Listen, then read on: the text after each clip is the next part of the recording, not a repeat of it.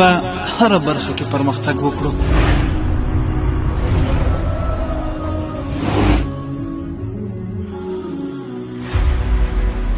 له پوځي صنعت نیولې بیا تر تجارتي اړیکو،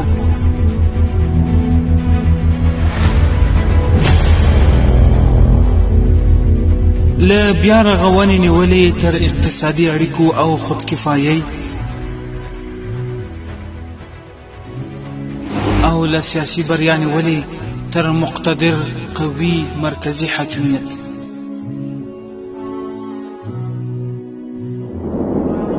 لله الحمد، هیواد کې اوس امن قائم دی.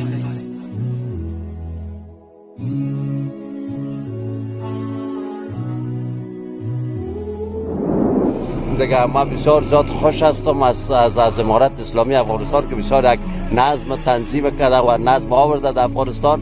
بسیار زیاد خوش هستم. دلته اوس د ناامنۍ د خبرونو پر ځای د آبادۍ او بیا رغونې خبرونه خپریږي.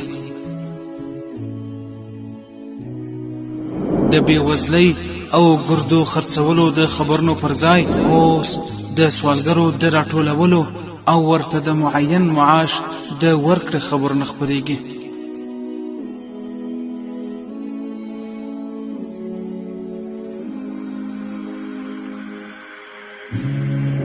اسلامي نظام د مسلمانانو خپل نظام دی، ځکه یې هره طبقه د دوام او استحکام لپاره لاسونه لپه کوي.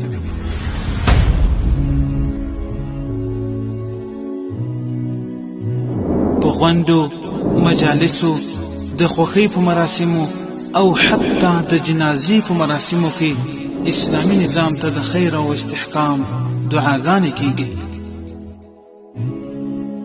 موږ د اسلامي نظام رعیت یو. خپل دغه